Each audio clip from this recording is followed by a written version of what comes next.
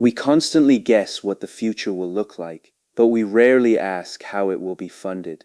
Let's run the numbers. Specifically, we must calculate the ongoing price of maintaining digital immortality. If we assume that human consciousness can be fully uploaded to a digital network, we must also assume this digital existence requires a physical host that operates under strict physical resource limits. Many people imagine this state of digital preservation as a passive, cost-free storage file. However, simulating a conscious human mind requires active, continuous computation rather than simple static data storage. This continuous simulation means that every digital second consumes real-world electrical energy and processor cycles. The fundamental question is how society can allocate resources to sustain these virtual minds for long horizons over time. Interestingly, we must analyze this scenario not as a technological miracle, but as an ongoing public utility. The physical infrastructure required for digital afterlives could directly compete with the needs of the living. If the simulated population grows without limit,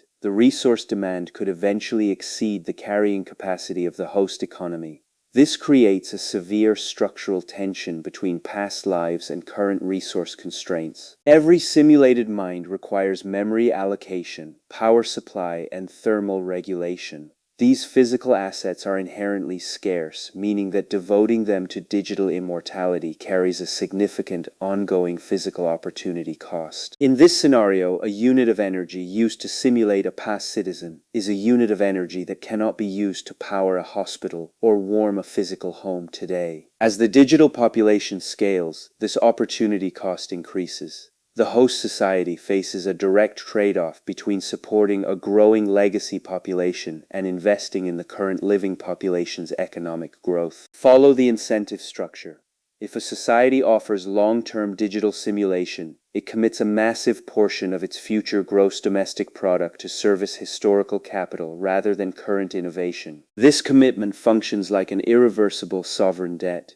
The living generation may find itself heavily taxed merely to maintain the massive computing servers of generations that have already passed away. When we analyze the scaling laws of this infrastructure, we see that the compounding cost of storing trillions of minds could lead to systemic economic stagnation under standard physical resource limits. To understand this model, we must distinguish between simple data archiving and active consciousness simulation.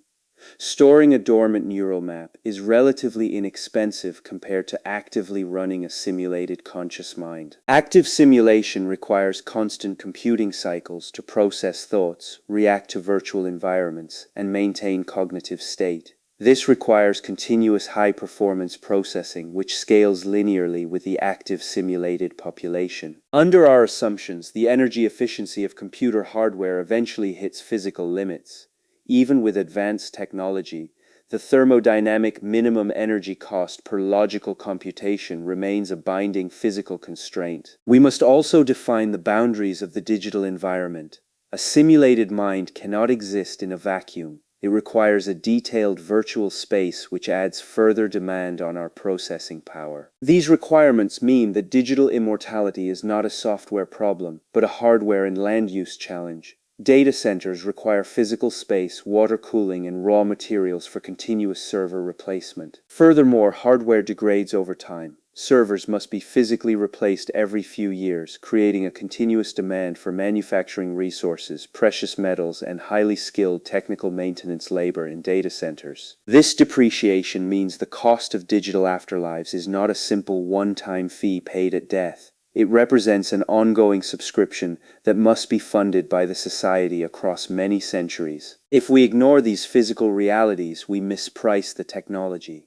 We must treat simulated citizens as active consumers of physical infrastructure, competing directly with the physical economy's immediate material needs. Let us trace the causal chain of an unpriced digital afterlife market. If access is granted as a broad right, the simulated population would tend to quickly outnumber the physical living population. Because the deceased do not produce physical goods or services, their simulation represents a pure resource drain on the physical economy, funded largely by the labor of the living workforce today. As the ratio of digital citizens to physical workers rises, the tax burden on physical workers must increase significantly to fund the expanding server arrays and physical power infrastructure networks. This tax pressure reduces the net income of physical workers. Over time, this could lower their standard of living and reduce the incentive to participate in the physical labor workforce. Here is the constraint. If the returns to physical labor decrease, investment capital may shift away from physical industries and toward the maintenance of the highly profitable digital simulation sector. This capital reallocation creates a feedback loop. As more energy and resources are diverted to maintain servers, the physical economy suffers from underinvestment, driving up the cost of basic commodities. In this scenario, inflation in the physical world could rise as energy becomes scarce. The price of food and housing increases because energy is diverted to run simulated realities. To prevent this economic decline, the host government might introduce strict rationing. This would limit the computation time allowed for each digital citizen, degrading their overall quality of experience. Alternatively, the system might implement wealth-based tiering. Those who die with significant capital can fund high-fidelity simulations, while those without funds are archived or simulated at low speeds. Scarcity sets the price. In a tiered market, the cost of high-priority processing cycles would fluctuate constantly based on the total demand from both the living and the deceased. Under this assumption, the simulated elite would purchase massive computing power, while the majority of digital souls might experience a fragmented, slow-motion existence to conserve precious electrical energy. This wealth disparity in the digital afterlife could create new social classes. The living would work not only for their own future, but to purchase processing credits for their predecessors. If the cost become unsustainable, trust funds set up to pay for simulations could run dry. This would force the system operator to shut down or delete those digital minds. Such deletions would create deep ethical and legal crises. A digital mind with legal rights could sue to prevent its own shutdown, leading to complex legal battles over estate and inheritance laws. Therefore, the core economic mechanism shows that digital immortality cannot escape the laws of scarcity. It represents an ongoing resource struggle between the physical world and the digital sphere. We must consider a counterpoint. If solar power and nuclear fusion energy become virtually free, the ongoing energy cost of running these digital data centers would drop to near zero levels. However, this assumption overlooks a critical limitation.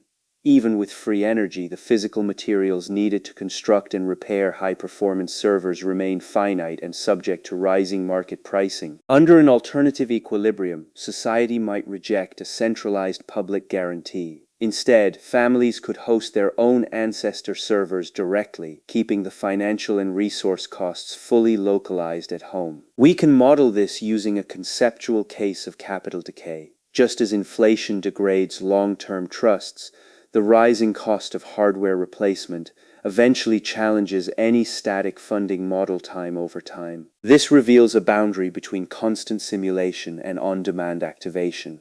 A system that only activates a digital mind when queried would consume far fewer resources than a continuous simulation. If we assume on-demand activation becomes the standard, the economic pressure on the physical world decreases significantly. However, this compromises the promise of a continuous, independent digital existence in the network. This brings us to the core trade-off. Any model of digital immortality must balance the fidelity of the simulation against the physical carrying capacity of the hosting real-world economy. We can now answer the central question of why digital immortality won't be cheap. The reason lies in the scaling laws of physical infrastructure and thermodynamic resource consumption. As the number of digital minds grows, the demand for computing power scales exponentially. This massive demand drives up the price of silicon, land, and clean cooling water for servers. Under this assumption, the ongoing cost of electricity and server maintenance creates a persistent wealth drain from the living economy to the digital servers, raising costs for participants. Because server hardware depreciates rapidly, the underlying physical infrastructure requires constant capital reinvestment. This makes the service a continuous, high-cost operation rather than a simple one-time product purchase. Furthermore, the opportunity cost of the energy used for simulations is typically directly tied to the market price of power needed for physical human survival and economic progress. This means that society cannot simply print more digital space without sacrificing real resources. The scarcity of materials sets a physical floor under the pricing of digital life. If the host economy attempts to subsidize these costs, it risk factors high inflation. This inflation would reduce the purchasing power of the physical workforce, creating severe social and economic instability. The funding model decides what survives. Without a sustainable and robust economic foundation, the systems hosting digital afterlives would inevitably face server decay, shutdown, or selective deletion of accounts. Therefore, the cost remains high because it is anchored to physical reality. We cannot build virtual worlds without paying the real-world price for the physical hardware they run on. To evaluate any proposal for digital immortality, we must look beyond the software interface. We must analyze where the physical servers can stand and who is likely to pay for their ongoing maintenance. We must analyze the funding structures. Can the system rely on private trust funds, public taxation, or decentralized family contributions to keep these physical servers running across future generations? If we rely on private capital, we must examine the risk of market volatility. A major market crash could wipe out the trusts funding numerous digital lives in physical data centers. If we rely on public funding, we must trace the political incentives. Would future generations of taxpayers agree to be heavily taxed merely to support the physical servers of the deceased? This framework allows us to test the viability of different future equilibria. It forces us to separate technical feasibility from long-term structural economic sustainability under physical resource scarcity. By treating digital minds as economic actors, we can identify the constraints that could shape their society. We see how physical resource limits dictate all virtual choices they make. Change the assumption about resource availability, and the digital equilibrium shifts. The size, speed, and quality of digital afterlives are heavily dependent on these physical constraints we face today. As you consider this technology, do not just ask if it is possible. Ask what physical resource trade-offs you are willing to make to support it in the long run. When we calculate the true physical debt of simulated minds, the economic trade-off becomes clear. The future is just incentives at scale. See you tomorrow.